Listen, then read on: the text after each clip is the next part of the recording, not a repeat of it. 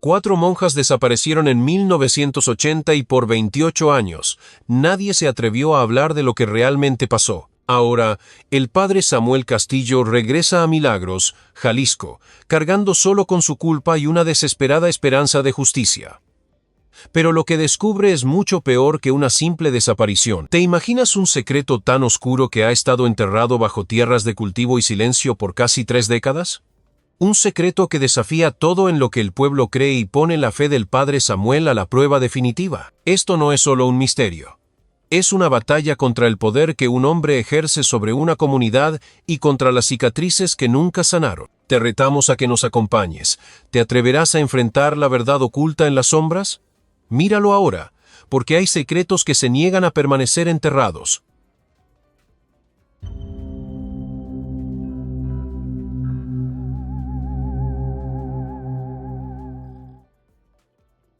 El susurro bajo el polvo. Milagros, Jalisco, un pueblo que rara vez cambiaba, donde las historias envejecían en voz baja y los pecados se disolvían en las oraciones. Era el inicio de la primavera, un martes por la mañana, justo después del amanecer. Las colinas de agave aún conservaban un frío invernal, aunque pequeños brotes verdes ya se abrían paso entre las piedras que rodeaban la capilla de Santa Ana del Monte. El padre Samuel Castillo, de 59 años, estaba solo en la casa parroquial, junto a una ventana estrecha empañada por su aliento y sus recuerdos. Sostenía una taza de café que llevaba minutos sin probar. Su mirada estaba fija en los campos de agave, donde la niebla se despegaba lentamente del suelo como un viejo remordimiento. La carta no tenía remitente. Un sobre simple, color hueso, deslizado bajo la puerta en algún momento de la noche. Adentro, una sola frase, escrita a mano con tinta azul oscuro. No todas se han ido. Busca de nuevo antes de que lo entierren para siempre. Eso era todo. Sin nombre, sin firma, sin una pista de quién la había enviado. ¿O por qué ahora, 28 años después de que desaparecieran? Pero Samuel no necesitaba más. Había vivido con ese silencio todos los días desde 1980. 4 mujeres, 4 monjas devotas, desaparecidas sin dejar rastro de este mismo pueblo. Su hermana era una de ellas, la hermana Teresa Castillo. Tenía 28 años cuando se esfumó. Las otras eran la hermana Juana Keller, de 42, conocida por su voz profunda y firme al cantar y su firmeza maternal. La hermana María Fitz, de 38, más joven e inquieta, siempre la primera en ofrecerse cuando había que hacer algún trabajo. Y la hermana Beatriz Holloway, de 57, la mayor en edad y sabiduría, callada y serena, una mujer que sabía ver sin preguntar y rezar sin hacer ruido. El pueblo nunca dio explicaciones. La investigación se cerró sin respuestas. Nunca se encontraron los cuerpos. Nadie confesó. Y Milagros simplemente incorporó la pérdida a su historia, como quien pasa la última página de un libro. Samuel mantuvo la carta en su regazo un rato, su pulgar rozando el borde doblado del papel. Un ligero temblor agitó su mano. No era por la edad, sino por los recuerdos. De esos que permanecen enterrados hasta que alguien tiene el valor de empezar a cavar. A media mañana, se paró frente al viejo archivero en la esquina de su estudio. Llevaba más de 10 años sin abrirse. La llave aún colgaba de un clavo oxidado detrás del perchero. Cuando la giró, la cerradura se dio con un chasquido renuente. Adentro. Informes policiales, listas de la capilla ya obsoletas y una fotografía dentro de una carpeta de Manila. Hacía años que no la veía. La última foto de las 4 hermanas juntas, tomada a principios del verano de 1980, apenas unas semanas antes de desaparecer. Las 4 mujeres posaban frente al altar de Santa Ana, con sus hábitos impecables, las manos entrelazadas, sonrisas suaves y genuinas. Teresa estaba a la izquierda, su cabello apenas visible bajo el velo, el pequeño lunar en su mejilla como una marca distintiva. Beatriz estaba a su lado, serena y alta. Juana reía ligeramente, con la cabeza inclinada. Y María, en el extremo derecho, miraba directamente a la cámara con un brillo en los ojos que, en retrospectiva, nunca tuvo sentido para Samuel. Se quedó mirando la fotografía más tiempo del que pretendía.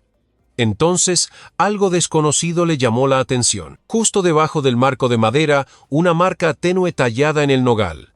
Un círculo dentro de un triángulo. Se inclinó más. No era parte del escudo de la iglesia. No era algo que hubiera notado antes.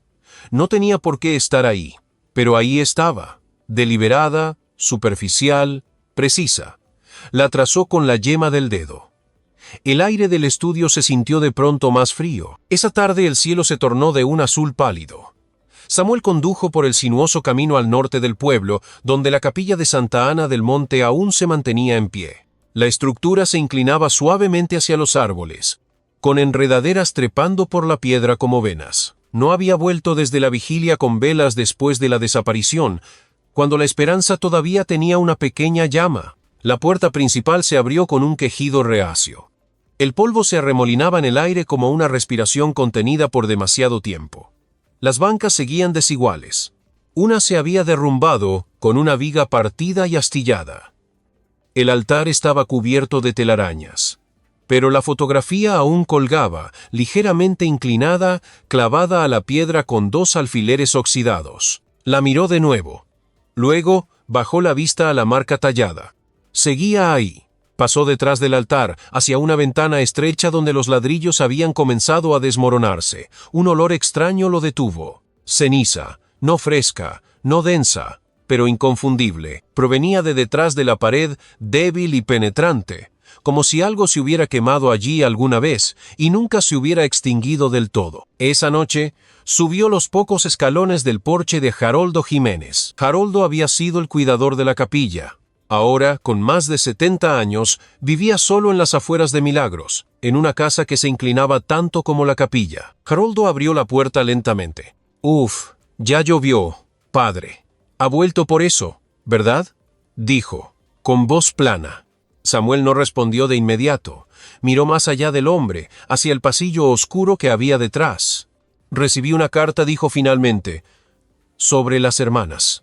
Haroldo se puso rígido. Ya pasó mucho tiempo. Déjalo así. Samuel respiró hondo y en silencio. No puedo. El silencio que siguió no fue hostil. Fue cauteloso. Haroldo no lo invitó a pasar. Pero tampoco cerró la puerta. No hay nada que quiera saber que lo vaya a dejar dormir tranquilo, murmuró Haroldo bajando la mirada. Hay cosas que debieron quedarse donde estaban. Samuel no dijo nada.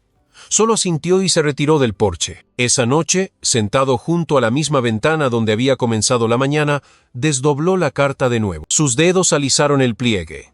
Afuera, la campana de la capilla ya no sonaba, pero en su mente la oía, débil, rota, hueca. No había rezado así en años, pero esa noche lo hizo. No pidiendo respuestas, pidiendo fuerza para cualquier verdad que aún esperara en los huesos de Milagros. Lo que permanece en el silencio. La lluvia comenzó como un susurro, golpeando suavemente las ventanas de la casa parroquial poco después del mediodía. El cielo había pasado de un azul pálido a un gris acero, arrojando un tono sombrío sobre Milagros. El padre Samuel Castillo se puso una chaqueta desgastada. Sus dedos se detuvieron en el cuello mientras miraba brevemente la carta que aún descansaba en su escritorio. Haroldo no había dicho nada útil la noche anterior, pero Samuel sabía que su silencio no era la ausencia de respuestas, era una advertencia. Y las advertencias, como los secretos, siempre vienen envueltas en polvo y medias verdades. A media tarde, la capilla se cernía de nuevo ante él. La lluvia perlaba los bordes de las piedras gastadas, y el viento empujaba la puerta cubierta de enredaderas lo suficiente para que él se deslizara dentro. La capilla olía a madera húmeda, a himnos olvidados y a algo más. A esa quietud que sigue a un suspiro ahogado. Se movió lentamente entre las bancas, deteniéndose en la esquina trasera donde las tablas del suelo se habían combado por la podredumbre. Algo lo había atraído allí, aunque no podía explicar qué. Solo una sensación, del tipo en el que no había confiado en años. Arrodillándose con cuidado, Samuel notó una débil línea en el piso, una unión no más ancha que un cordón de zapato. Hurgó suavemente con la pequeña navaja de su bolsillo, levantando un panel suelto que cedió sin mucha resistencia. Debajo, envuelta en una tela amarillenta y sellada con un cordel, yacía una pequeña caja de hojalata. del tipo que los soldados usaban para llevar tabaco o cerillos durante la guerra. Adentro, cartas dobladas, la tinta desvanecida a un tono marrón en los bordes. Una llevaba un nombre en una caligrafía que reconoció al instante.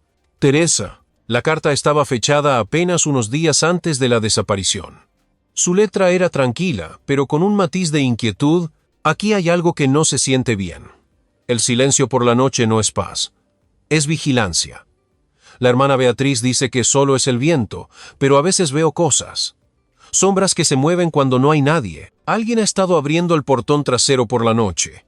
He empezado a guardar mi propia llave, por si acaso. Samuel releyó las palabras 2 veces. Su mano no temblaba por la edad, sino por los recuerdos.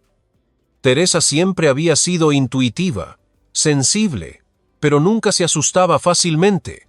Si había sentido peligro, no había sido imaginario. Una nueva ola de incertidumbre se apoderó de él. ¿Alguien las estaba acechando antes de que desaparecieran? Y si Teresa se había dado cuenta, ¿por qué nadie más lo notó? O peor aún, ¿por qué nadie la escuchó? Al caer la tarde, la lluvia aún no cesaba. Samuel condujo a través del pueblo, las calles brillantes y resbaladizas, hasta que llegó al borde de una tranquila calle cerrada. La casa era modesta. La mujer que abrió la puerta llevaba gafas de lectura y una camisa de franela.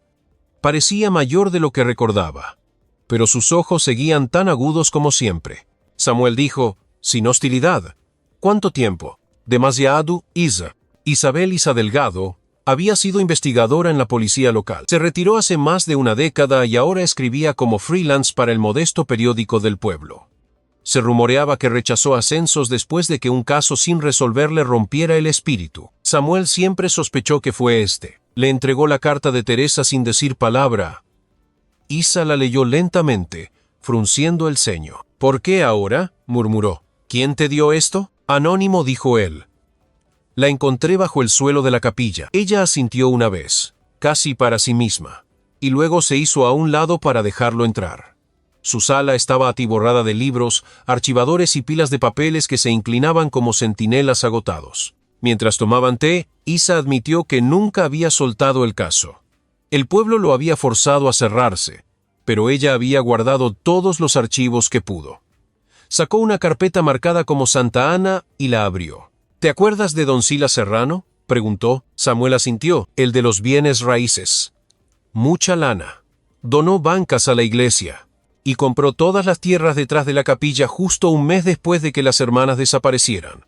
Pagó en efectivo, sin inspección. La escritura cambió de manos de la noche a la mañana. Había registros, copias de documentos del municipio, declaraciones de testigos y un artículo de periódico amarillento donde se citaba a Silas elogiando a la comunidad de la iglesia por su resiliencia. Nada lo vinculaba explícitamente a la desaparición, pero el momento era incómodo. «Hay algo más», dijo Isa, bajando la voz. «Recuerdo haber oído rumores en ese entonces. Las hermanas estaban planeando algo, un traslado, un retiro, pero los papeles nunca aparecieron. Tal vez alguien no quería que se fueran». Samuel se quedó inmóvil. Su mundo se estaba convirtiendo lentamente en algo irreconocible. Más tarde esa noche, con la lluvia aún acariciando los tejados, caminó por la calle principal. Las farolas parpadeaban sobre los charcos. Pasó frente a viejas tiendas, una fonda cerrada, la oficina de correos, y giró hacia el sendero que corría cerca del Palacio Municipal. Allí, bajo el refugio de un viejo toldo, estaba el alcalde Héctor Moreno. «Buenas noches, padre», dijo el alcalde asintiendo rígidamente y acomodándose el bigote. «¿Afuera con este clima?» «Podría preguntar lo mismo», respondió Samuel. Hubo una pausa. Luego Héctor añadió, con demasiada naturalidad: «Oí que anda haciendo preguntas otra vez. Hay cosas que no se quedan enterradas». La sonrisa del alcalde no llegó a sus ojos. «Tenga cuidado con eso, padre. A la gente de aquí no le gusta que se despierten a los viejos fantasmas. Incluso cuando esos fantasmas tienen nombre». El alcalde desvió la mirada. «Déjelo estar, padre, por el bien de todos». Esa noche, la capilla se sentía más fría que nunca. Samuel se sentó solo, con la carta de Teresa desplegada sobre el altar junto a una única vela encendida. Una pregunta resonaba en su mente, silenciosa pero insistente. ¿Por qué el pueblo había guardado silencio? Y más importante, ¿Qué estaban tratando de proteger todavía? El padre Samuel ahora se enfrenta al pesado silencio de todo un pueblo. ¿Qué crees que lleva a la gente a guardar silencio ante la tragedia? ¿Miedo? ¿Culpa? ¿O algo aún más oscuro? Una oración sin respuesta. El aire matutino en Milagros tenía un peso que las palabras no podían describir. Presionaba el pecho del padre Samuel Castillo, fresco pero no reconfortante, como si el propio recuerdo hubiera tomado forma en el viento. La niebla se desplegaba sobre los terrenos de la capilla, moviéndose baja y deliberada, como un velo demasiado cansado para levantarse. Desde el pie del campanario, Samuel observaba la silueta del cerro serrano formarse contra el suave gris del amanecer. Rara vez miraba hacia allá. Teresa lo había llamado una vez el cerro que olvidó cómo rezar. Ahora se erigía a la vista de todos, exigiendo atención, un viejo rencor entre la tierra y el cielo. La noche anterior, Isa Delgado había regresado con el tipo de hallazgos que hacen que el silencio sea más ruidoso. Había escarbado en archivos diocesanos y transferencias de tierras del condado y encontró algo fuera de lugar. Una compra no autorizada. La parcela de tierra que rodeaba la capilla de Santa Ana del Monte había sido vendida discretamente pocos días después de que las hermanas desaparecieran. Sin firma eclesiástica. Sin aviso público. Solo un nuevo nombre en el papel. Silas Serrano.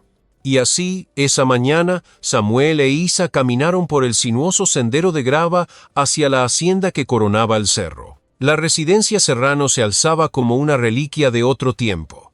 Colonial de 2 pisos, columnas blancas manchadas por el tiempo, ventanas cerradas como para proteger lo que la memoria aún no había enterrado. El mayordomo los recibió sin sorpresa.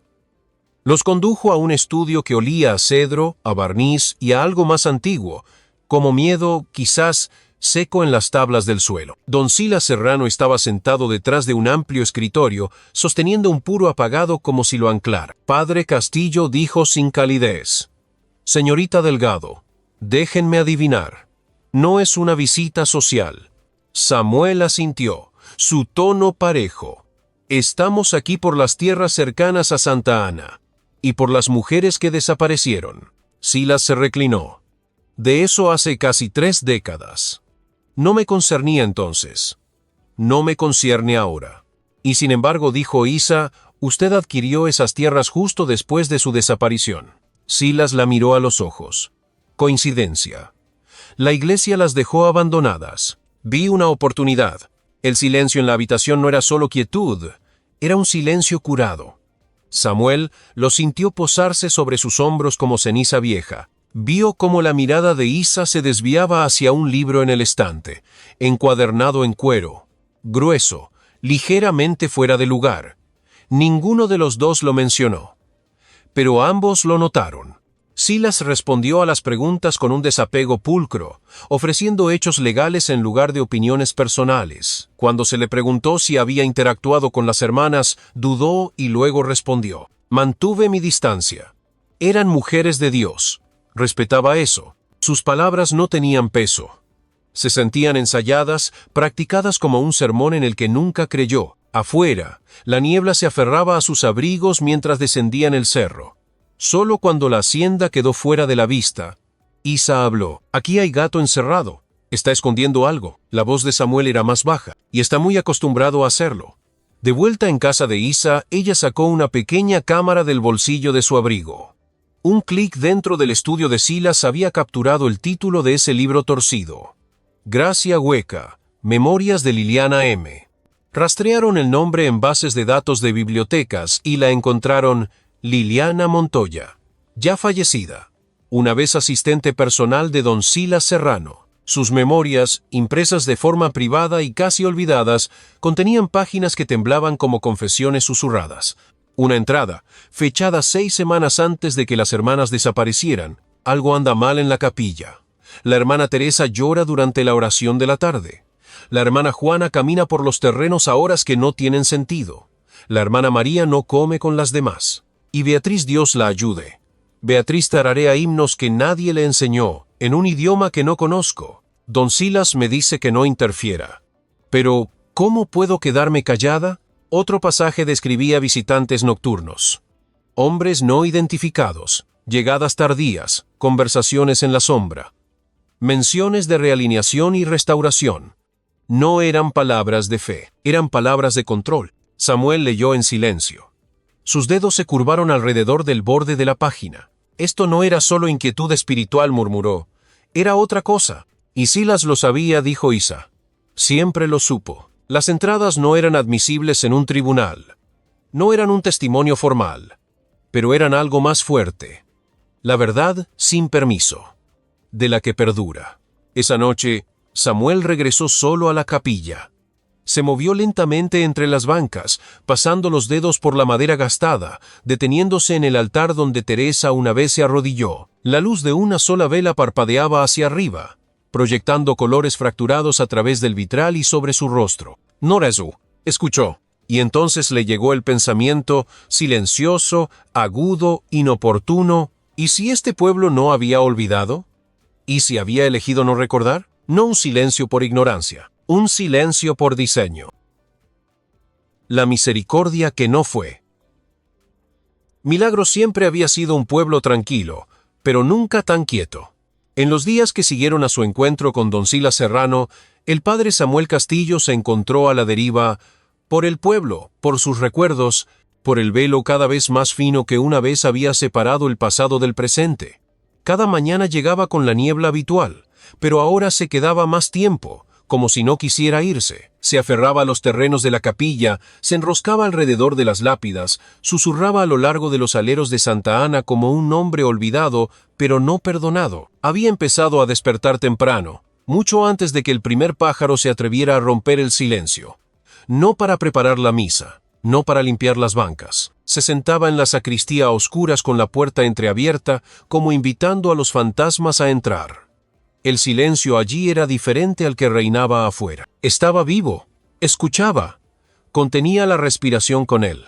La noche después de leer las memorias de Liliana Montoya, Samuel soñó con Teresa. No como la hermana Teresa que Milagros conocía, la mujer devota y serena con su hábito, sino como la niña descalza que una vez fue, persiguiendo luciérnagas con el vestido lleno de lodo y la risa salvaje. La vio bajo los sicomoros detrás de la granja de sus padres, un lugar denso en recuerdos y con aroma a madreselva. Esa noche, bajo una luna pálida, ella le había hecho prometer con el meñique: «Nunca me dejarás, Sami». Pero él se había ido, y ella había desaparecido. Esa mañana, la luz del sol cortaba suavemente a través del vitral. Pintaba el suelo de rojos y azules fracturados, como una herida sagrada. Samuel lo miraba, inmóvil. La marea de la culpa subía lenta pero segura. ¿Había enterrado su dolor bajo las vestiduras? ¿Había sido el sacerdocio más su escondite que su vocación?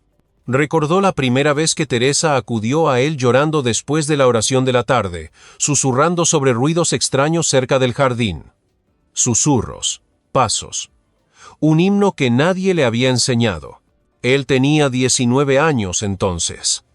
Inquieto, desesperado por sacudirse la vergüenza de las malas decisiones, el peso de sus propios pecados, la había ignorado, prometiéndole que solo estaba cansada, que las paredes de la capilla a veces hacían eco de formas extrañas.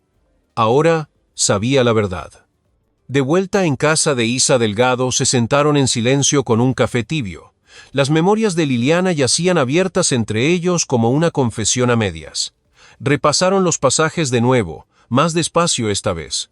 Una entrada que apenas habían notado antes ahora se sentía eléctrica. Juana se encuentra con él a veces. Dice que es para confesarse, pero regresa con los ojos no de quien ha sido absuelta, sino de quien está atormentada.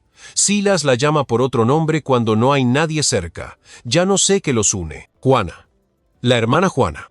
Samuel no había pensado en ella en décadas. Era la más callada de las 4 hermanas. Inteligente. Sí, pero casi invisible, siempre un paso detrás de las demás.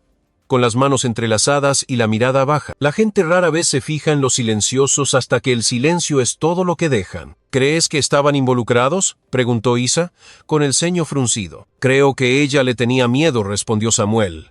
Y creo que a Silas no le gustaba que le temieran. Le gustaba el control, la reverencia. Isa dejó las memorias a un lado y tomó un archivo que había metido debajo de la mesa de centro. Rastreé sus compras de terrenos, dijo, todo alrededor de Santa Ana. No fue solo una compra, hizo que lo recalificaran. Le dio un nuevo propósito. ¿Para qué? Un retiro. Para el silencio de clausura. Un lugar que las monjas usaban para la purificación espiritual. Ahí es donde fueron antes de desaparecer. El aire de la habitación cambió, como si alguien hubiera abierto una puerta que no conducía al exterior, sino hacia atrás. Esa tarde, Samuel se paró al borde del jardín de la capilla, mirando la línea de árboles. Parecía cualquier otro trozo de bosque en Jalisco, indómito, oscuro, terco en su naturaleza salvaje, pero algo se agitó dentro de él. No era un recuerdo, era algo más viejo, algo enterrado. Se salió del camino y caminó hasta que la hierba se convirtió en tierra. Hasta que la campana de la capilla no fue más que un suspiro lejano. Se arrodilló junto a un muro de piedra en ruinas que ya no formaba parte de ningún mapa. Luego, presionó su mano contra el suelo. Estaba frío, cerró los ojos, y trató de recordar lo que se sentía ser alguien que cumplía sus promesas. Esa noche, el crepúsculo cayó lento y suave. La capilla estaba vacía pero no hueca. Samuel se movió a través de ella sin encender las luces. Se paró frente al altar, pero no encendió velas. No se arrodilló. No rezó. En cambio, miró hacia las vigas. A las vigas de madera que habían sostenido este lugar a través de la guerra y la tormenta. Y susurró no a Dios, sino al propio silencio. ¿Por qué ella? El edificio crujió como en respuesta, el débil rechinar de la madera moviéndose con el tiempo. El aliento del pasado asentándose más profundamente en sus huesos. Se quedó allí un largo rato, inmóvil, y se preguntó si la verdad lo redimiría o si le exigiría más de lo que podía dar. Cartas nunca enviadas. El viento había cambiado en Milagros. Ya no susurraba, presionaba, una fuerza sutil pero contundente a través de los sicomoros que bordeaban los terrenos de la capilla. Se movía como el aliento en unos pulmones demasiado cansados para seguir luchando. Las hojas, antes vibrantes de carmesí y oro, ahora se deslizaban por los senderos de grava como si quisieran escapar, su crujido agudo bajo cada paso. Fue en una de esas tardes fría, con olor a humo de leña y tierra húmeda, que Haroldo Jiménez apareció en la puerta del padre Samuel Castillo. Su rostro estaba pálido, sus ojos nublados con algo entre el miedo y la reverencia. En sus manos temblorosas sostenía un trozo dentado de bronce oxidado. Era curvo, agrietado e inconfundiblemente antiguo. Lo encontré junto a la cisterna vieja, dijo Haroldo, con la voz tensa como un alambre. Parece de la campana vieja. Samuel lo tomó con delicadeza, como una vez sostuvo el reloj roto de su padre. El metal estaba frío, más pesado de lo que parecía. Trazada en su borde, casi perdida por el tiempo, estaban los débiles restos de una inscripción. Gloria in excelsis Deo. Recordaba haber oído esa campana de niño, su voz elevándose en el aire como una oración liberada. Ahora yacía muda y herida en sus palmas. Esa noche, él e Isa Delgado regresaron a las ruinas con una linterna que se balanceaba entre ellos. La oscuridad hacía que el lugar se sintiera menos como historia y más como las secuelas de una catástrofe. Las piedras rotas, que una vez fueron parte de muros que albergaron fe y santuario, ahora sobresalían de la tierra como costillas. El frío se les metía hasta los huesos. Se movieron lentamente entre los escombros, sus pasos suaves sobre las baldosas fracturadas. Debajo de lo que una vez fue el transepto este, descubrieron un contorno, un rectángulo donde la piedra interrumpía la piedra. Una puerta. Enterrada hacía mucho tiempo, sus bisagras oxidadas y su madera desmoronándose bajo sus manos. Juntos, la despejaron. Con los dedos en carne viva por la piedra y la tierra. El haz de la linterna de Isa captó algo debajo, metal. No clavos ni bisagras, sino cadenas. Estrechas, atornilladas a la piedra. No para sujetar objetos, sino personas. Isa dio un paso atrás, con la respiración contenida. Esto no era un sótano. La voz de Samuel era baja y pesada. Era una celda. El silencio presionaba desde todos lados. Solo el viento se movía ahora, rozando las ruinas como una mano sobre una herida. Más adentro entre los escombros, algo más llamó la atención de Samuel. Una fotografía, su cristal roto, su marco oxidado. La recogió con cuidado. Adentro había una imagen. La hermana Teresa y la hermana Beatriz, de pie en el altar con sus hábitos completos. Sus rostros eran serenos, sus bocas curvadas en sonrisas cuidadosas, pero la mano de Teresa lo vio estaba fuertemente apretada en los pliegues de su túnica. Y Beatriz, aunque su rostro se volvía hacia la cámara, tenía los ojos mirando mucho más allá, distantes, atormentados. Se sentó con la fotografía durante mucho tiempo, sintiendo el peso de la memoria presionando sus costillas. Este suelo, estas piedras, habían sostenido a su hermana una vez. Ahora yacían destrozadas, y con ellas, quizás, las últimas verdades que alguien se había atrevido a recordar. Más tarde, en casa de Isa, ninguno de los dos habló durante un rato. La habitación estaba silenciosa pero llena de una especie de estática, como el momento antes de un trueno. Algo había cambiado. Ya no solo perseguían sombras. Habían entrado directamente en el escenario donde había ocurrido lo inconfesable. Isa fue la primera en hablar. Su voz, siempre tranquila, tenía un nuevo filo de ira. Este pueblo es más que silencioso.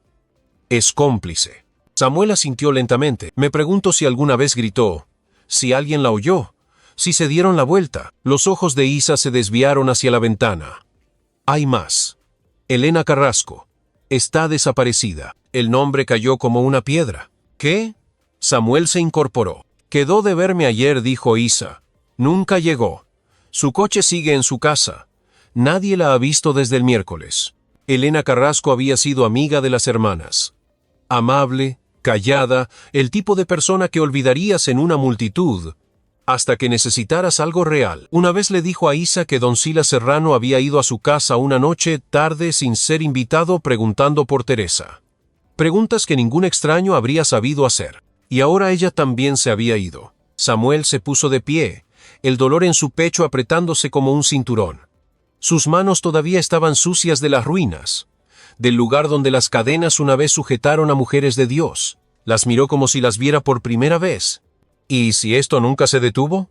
Susurró. Afuera, una ráfaga de viento golpeó la puerta podrida de la capilla. Crujió al abrirse ligeramente, como si algo o alguien intentara entrar, o tal vez intentara salir. Esa noche Samuel regresó a las ruinas. Se paró en medio de los huesos de la capilla, bajo estrellas borrosas por las nubes. No dijo nada. No rezó nada. Y, sin embargo, en el silencio escuchó una respuesta. No palabras, sino un saber. El vacío debajo de la esperanza.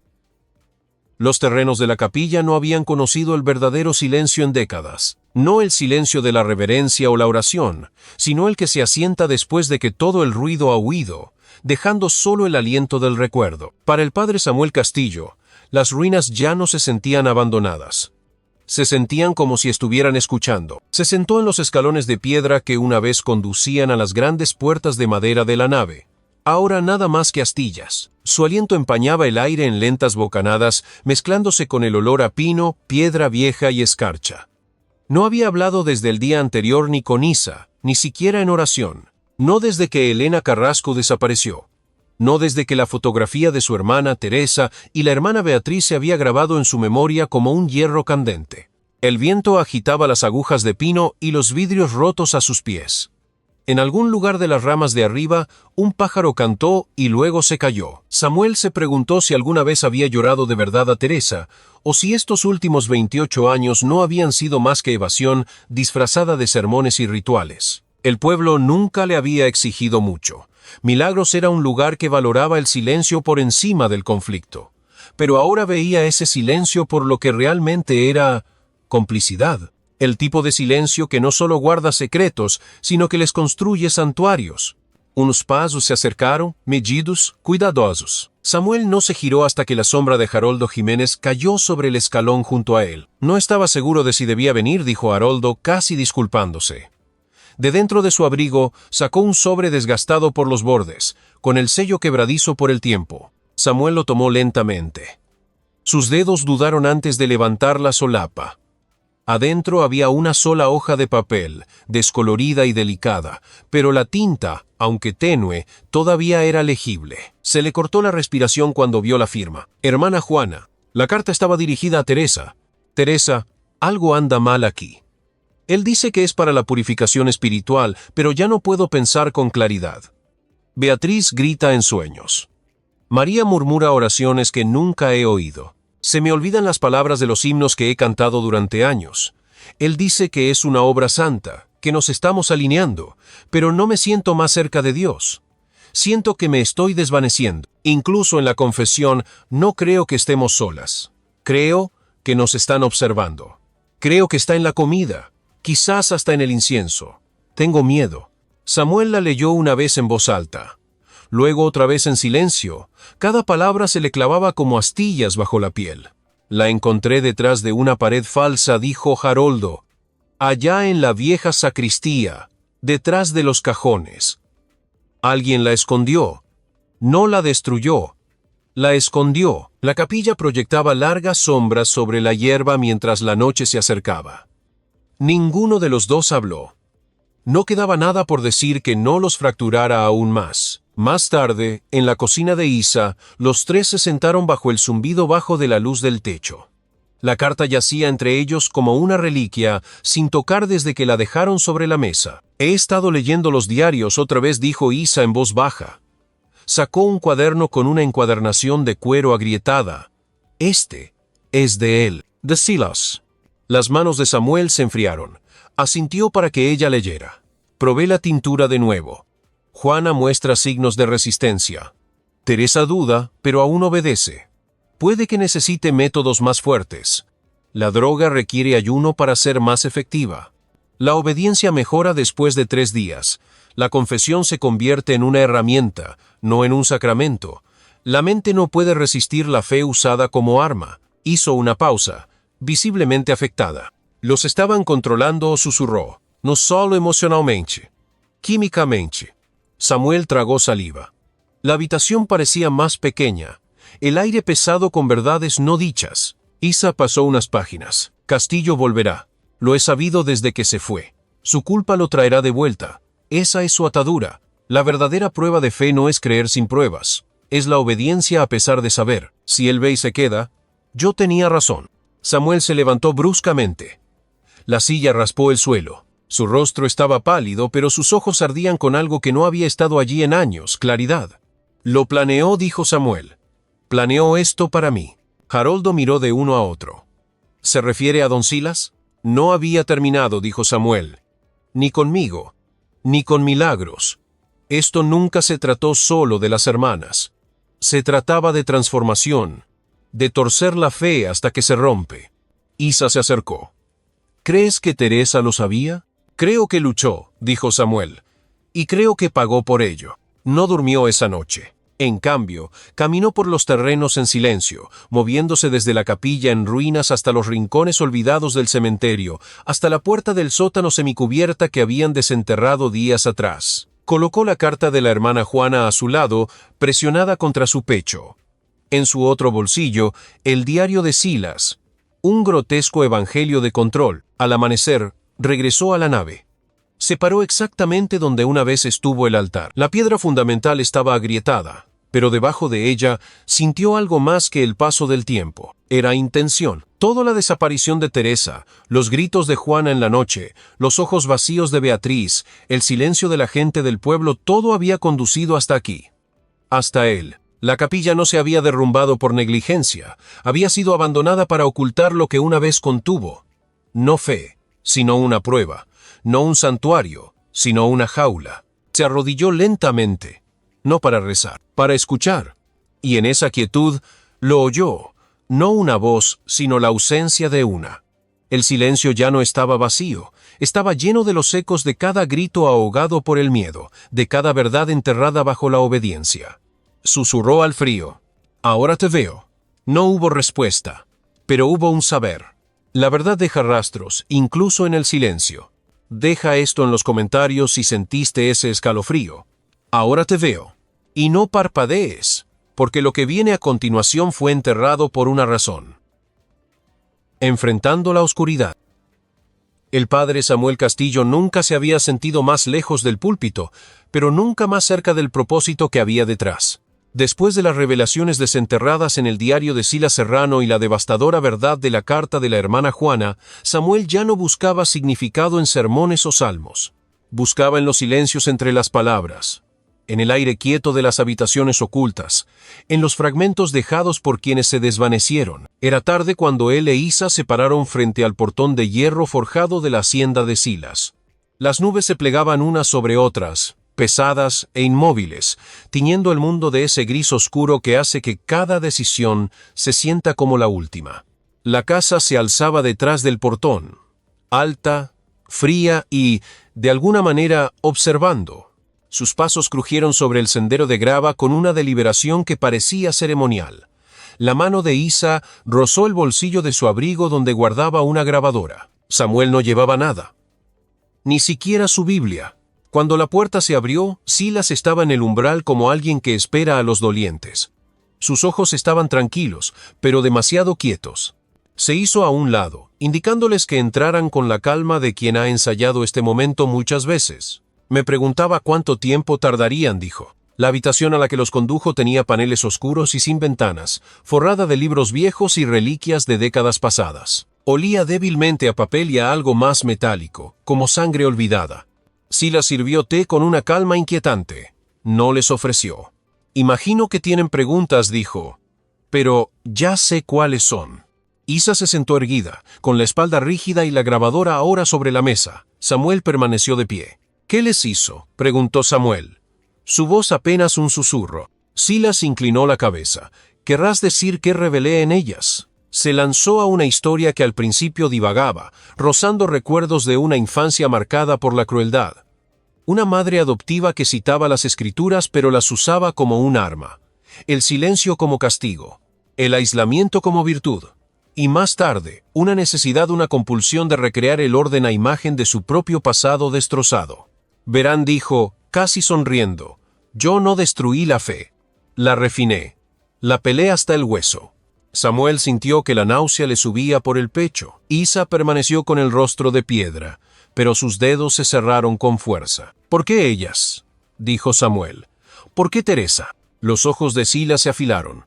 Porque ella dudaba hermosamente. Cuestionaba de la manera en que solo alguien verdaderamente devoto puede hacerlo.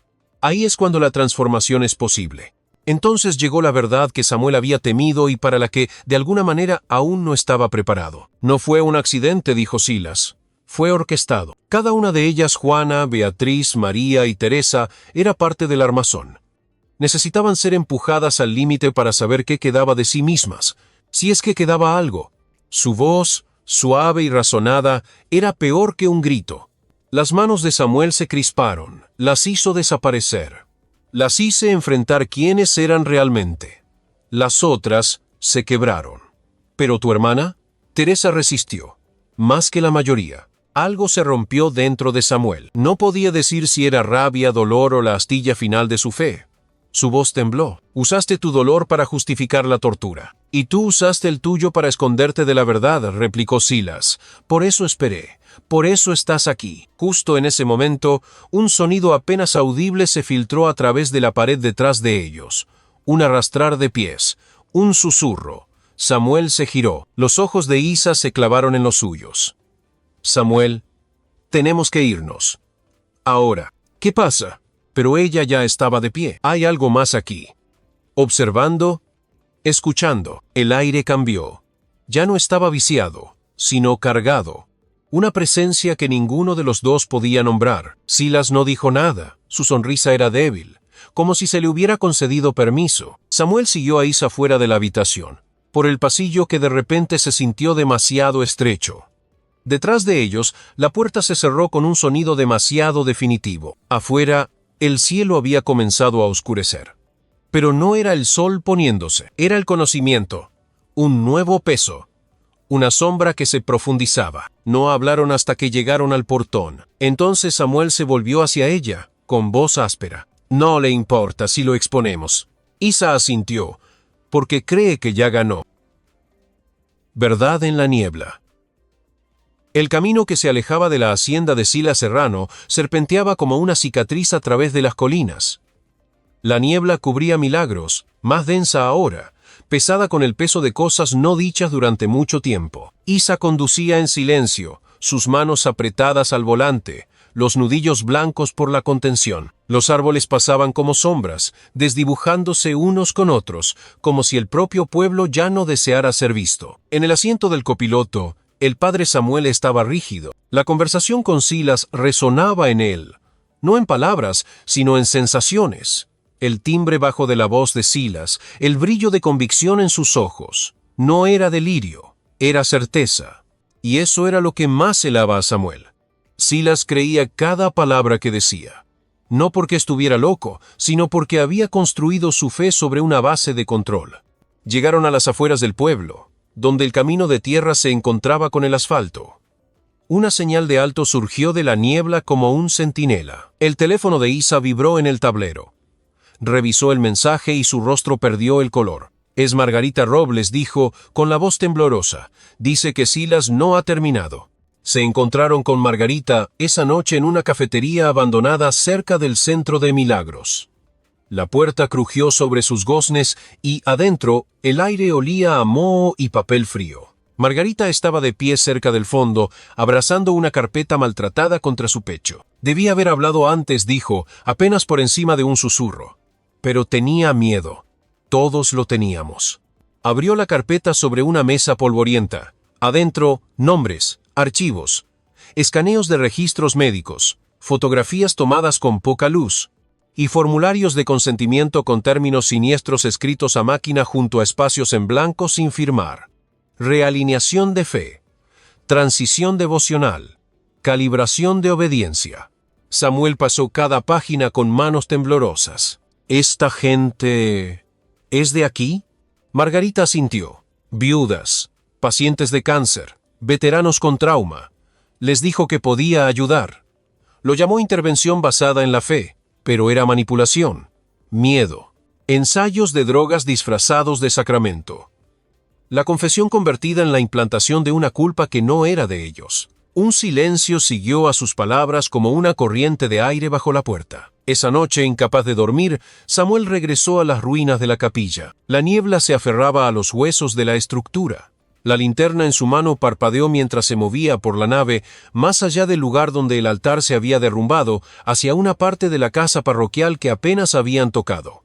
Una vieja estantería, deformada e inclinada, la movió con esfuerzo. Detrás, una estrecha escalera descendía hacia el subsuelo. El aire se enfriaba con cada escalón. El silencio se profundizó. En la base, encontró una puerta, de metal, oxidada, pero sellada a propósito. La forzó a abrirse con los brazos doloridos y los nudillos despellejados. La habitación interior era de techo bajo y sin ventanas. En cada superficie, dibujos, docenas, bocetos crudos e infantiles de mujeres con hábitos, con los ojos cubiertos, las manos levantadas, sus rostros torcidos no en éxtasis, sino en miedo. En el centro, siempre, un hombre. Una figura con las manos extendidas, nunca nombrada. Pero Samuel sabía quién era. Encontró restos, un cáliz roto, un montón de túnicas quemadas, cadenas atornilladas al suelo, ahora rotas en los eslabones. Y en la esquina, una caja de metal, medio derretida pero aún intacta. Adentro, una pila de diarios carbonizados, encuadernados en cuero. Samuel abrió el menos dañado y leyó. Dicen que el silencio es la voz de Dios. Pero, ¿y si el silencio es solo el aliento que contenemos cuando tenemos miedo de hablar? Tengo miedo. No de lo que hemos hecho, sino de lo que Él hará después. Otra página. Teresa se está desvaneciendo, no su cuerpo, su fe. Él lo llama liberación. Yo lo llamo borrado. No estamos siendo guiadas. Estamos siendo disueltas. Y otra. Si nadie oye nunca lo que hemos soportado, que estas páginas sean nuestro altar. Samuel lloró entonces.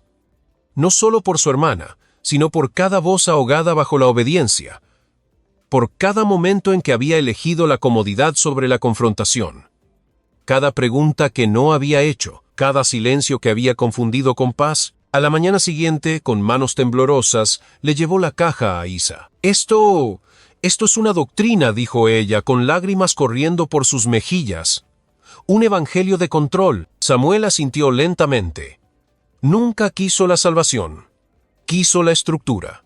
La obediencia disfrazada de fe. Antes de que cualquiera pudiera hablar de nuevo, una silueta se movió en el borde del patio de Isa. Alta, inmóvil, observando. Samuel se levantó, con el corazón pesado pero seguro. No ha terminado, dijo. Pero nosotros tampoco. Y se dirigió hacia la ventana, hacia la silueta, hacia la verdad que esperaba en la niebla. Escuchando al corazón. La niebla no se había levantado. Si acaso, se había vuelto más densa. Se aferraba a los árboles y se arrastraba por el suelo como algo consciente, susurrando a través de la hierba mientras el padre Samuel e Isa Delgado regresaban a la hacienda de Silas Serrano por última vez. Silas los saludó no con sorpresa, sino con quietud. Estaba de pie en lo alto de la escalera del vestíbulo, con las manos entrelazadas a la espalda, la postura relajada. Volvieron, dijo en voz baja. Esperaba que lo hicieran. El cierre es importante, incluso si nunca cierra nada de verdad. El padre Samuel sintió una tensión crecer dentro de él. Sacó de su abrigo el diario chamuscado y lo colocó sobre la mesa entre ellos. Lo encontramos, dijo. Todo. Silas no lo negó. Si acaso, lo abrazó. Habló de su infancia, de su fascinación por la obediencia y hasta dónde se podía empujar a la gente antes de que se rompieran o se convirtieran en otra cosa. Las hermanas, dijo, no eran solo víctimas, eran umbrales. Convirtió la devoción en tortura, dijo Isa bruscamente. Él inclinó la cabeza. La convertí en prueba. El dolor revela la arquitectura de la fe. Quita la comodidad. ¿Y qué queda? El padre Samuel lo miró.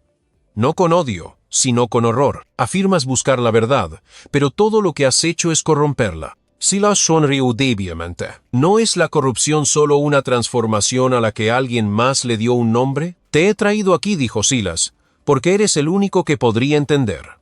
Sabes lo que significa ser abandonado por Dios. O peor, pensar que no lo ha sido.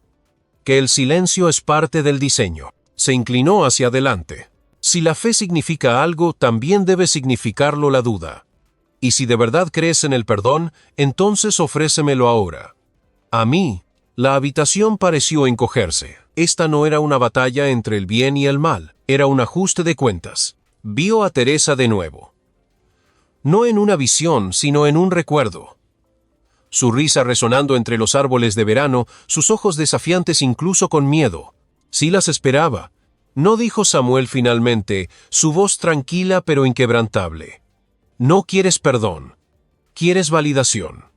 Quieres que te digan que lo que hiciste tuvo un significado. Silas se estremeció, solo un poco, pero el significado no es algo que se toma, es lo que otros dan libremente. Un largo silencio pasó, y entonces Silas exhaló, casi con alivio. Entonces supongo que ya he perdido. El padre Samuel se dio la vuelta y caminó hacia la puerta. Isa lo siguió. ¿Alguien nos creerá?, preguntó ella mientras salían al gris. Algunos no lo harán, dijo Samuel. Algunos elegirán no hacerlo. ¿Y tú? Miró hacia el cielo cambiante. Seguiré eligiendo creer que lo que hacemos todavía importa, incluso cuando nos rompe. El pasado no había desaparecido, pero había sido visto. Y quizás, solo quizás, ese era el primer paso para sanar. Si estuvieras frente a alguien que destruyó lo que más amabas, ¿elegirías el perdón o la justicia? Cenizas hacia la gracia. La mañana del arresto de Silas Serrano amaneció sobre Milagros con un silencio que se sintió como el momento entre respiraciones. La niebla se había levantado, pero el pueblo permanecía quieto, como esperando algo más que justicia. La operación había sido rápida. Con las páginas del diario, la habitación oculta y los testimonios, finalmente había suficiente para actuar. Aún así, Silas no se rindió fácilmente. Dentro de su hacienda, la confrontación se volvió desesperada. Se necesitaron varios oficiales y una grabación final e innegable, su propia voz confesando su doctrina disfrazada de fe para someterlo. Y sin embargo, mientras la puerta de la patrulla se cerraba detrás de él, Silas no gritó, no suplicó. Simplemente miró a Samuel a través del cristal, con una media sonrisa que parecía decir, «Llegaste demasiado tarde». Pero no era así, porque debajo de la hacienda, en una habitación que no estaba en ningún plano, la encontraron. A la hermana Teresa. Viva, apenas. Estaba más delgada de lo que la memoria podía permitir. Su rostro estaba pálido y afilado, pero sus ojos eran los mismos. Cuando Samuel entró en la habitación y susurró su nombre, ella se volvió lentamente hacia él, sus labios separándose como si los años entre ellos se abrieran de golpe. Samuel carraspeó. No, padre, solo Samuel. Hermano, lloraron ambos.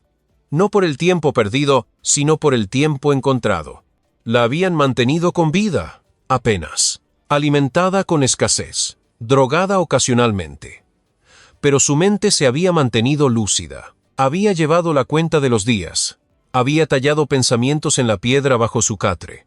Había susurrado himnos en la oscuridad, y nunca había dejado de creer que él vendría. Las semanas siguientes se sintieron irreales.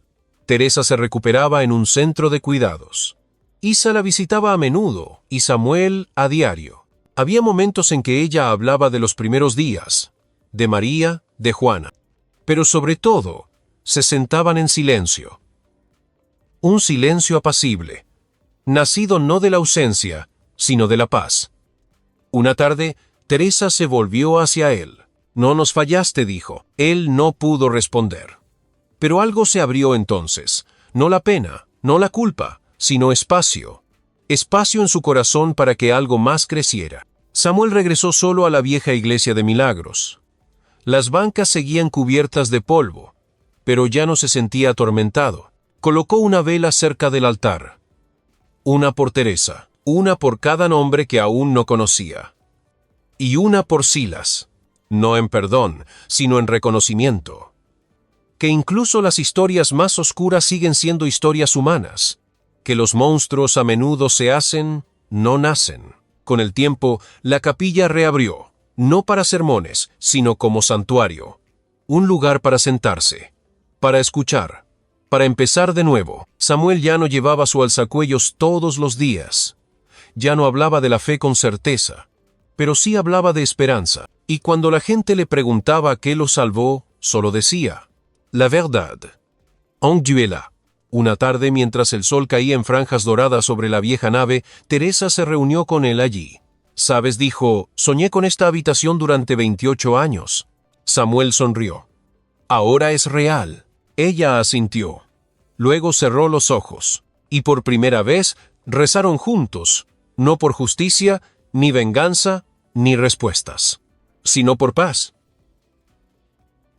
Algunas verdades tardan años en salir a la superficie, enterradas no solo en lugares, sino en el silencio, el miedo y las oraciones olvidadas. Esta historia nos recuerda: la fe no es obediencia ciega. Es valentía, compasión y la voluntad de enfrentar incluso las verdades más oscuras. ¿Qué te despertó esta historia? Nos encantaría leer tus pensamientos en los comentarios. Y si estas historias le hablan a tu corazón, considera suscribirte a QEE Historias. Gracias por vernos. De verdad, tu presencia aquí significa más de lo que imaginas.